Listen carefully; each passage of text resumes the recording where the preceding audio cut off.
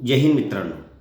आजचा विषय आहे, जीवनात सफल जर व्हायचं असलं तर काहीतरी टार्गेट पाहिजेत. बिना टार्गेटचं तुम्ही सफल होऊ शकत नाही. लक्ष जीवनात पाहिजेच पाहिजे, त्याशिवाय जीवन व्यर्थ आहे. बिना लक्षची कल्पना करणं म्हणजे एकदम व्यर्थ आहे. आता तुम्हाला मी काय उदाहरण सांगतो बघा. आकाशात फ्लॅट उडतोय बिना पायलटचा, होऊ शकतं का? तुमचा पतंग आकाशात गेला, त्याला रस्सीच नाही, होऊ शकतं का? किंवा पाण्यामध्ये जे जहाज आहे त्याचा जो कॅप्टन असतो, या जो कंपास आहे तोच नाही ना. या तुम्ही गाडी चालवताय, तिला 3च पहिये आहेत, एक पहिया नाही, होऊ शकतं का? म्हणजे ज्या लोकांची कुठलीच उमेद नाही, कुठलीच आशा नाही आणि कुठलीच उत्साह नाही, मग त्या लोकांचं जीवन व्यर्थ आहे का नाही? तुम्हीच सांगा. तर जीवनात कुठल्या ना कुठल्या गोष्टीचं टार्गेट असणं फार महत्त्वाचं आहे. कुठल्याही गोष्टीचं. तुम्ही बैलासारखं काम करून सफल होऊ शकता का? नाही ना. कारण त्या बैलाचं टार्गेटच नाही ना, काय त्याला करायचंच नाही ना. टार्गेट पाहिजे ना, काय ना काहीतरी उत्साह पाहिजे ना, आशा पाहिजे ना. जर आशा नाही, उत्साह नाही, काय टार्गेट नाही, तर कसं पूर्ण होईल? मग तुम्ही एका घोड्यावर स्वार आहे आणि तुम्हाला माहिती आहे की ही दुरी 5 किलोमीटरची 10 मिनिटात या त्याच्यापेक्षा कमी मिनिटात केलं तर मी माझा पहिला नंबर येईल. ही झालं तुमचं टार्गेट आणि तुम्ही तो अचीवही करू शकता. त्यासाठी काय, घोड्याची लगाम तुमच्या हातात आहे. जेवढं पळवू शकता तेवढं पळवलं पाहिजे आणि आपल्या टार्गेटला, आपल्या लक्ष्याला परत पोचलं पाहिजे.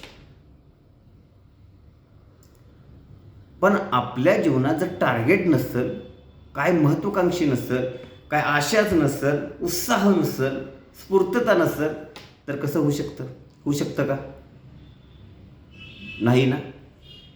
त्यासाठी प्रत्येक वेळेस कुठलंही काम करताना माझा तो गोल आहे, मला तिथं पोचायचे, मला हे करायचे, त्याशिवाय माघारी येणार नाही, ते निश्चित करा. म्हणजे कुठलाही असो, कुठल्याही टाईप नसतो. जर तुम्हाला वाटतंय ना की मला सकाळच्या पारी 5ला उठायचे, व्यायामला जायचे, तर जायचे. मग पाऊस येऊ या थंडी असो या काही असो, वादळ येऊ काही येऊ, पण माझं टार्गेट आहे की मला 5ला उठून व्यायामला जाणार, तर जायचे. मी ह्यावेळेस पोलीस भरतीला या कुठल्याही भरतीला उतरणार, फुल जोशमध्ये उतरणार आणि मी फिजिकलमध्ये 50पैकी 50 घेणार आणि प्रॅक्टिकलमध्येही कोशिश करणार की 80च्या पुढं पाडायची. जर तुमच्या डोक्यात टार्गेट असेल तर तुम्ही अचीव पक्का करणार.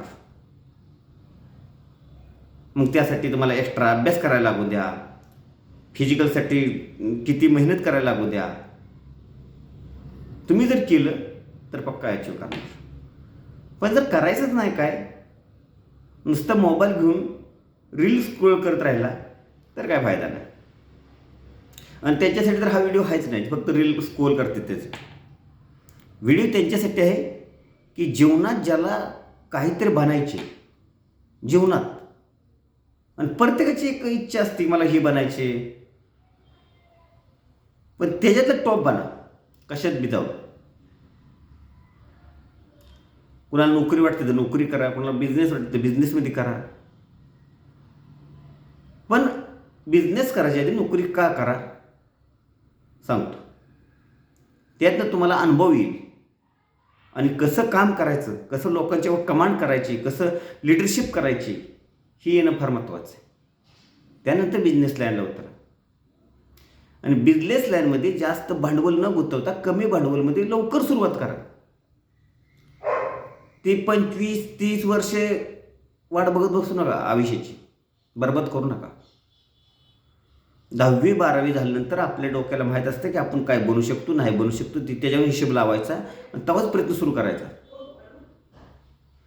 म्हणजे पोलीस भरतीच्या, आर्मीच्या भरतीच्या, BSF, CRPF कुठल्याही असतील तरी 18 वर्षानंतर फॉर्म भरायची पाळी आली तर पहिला फॉर्म माझा असेल आणि मी पहिल्याच भरतीला अचीव करणार.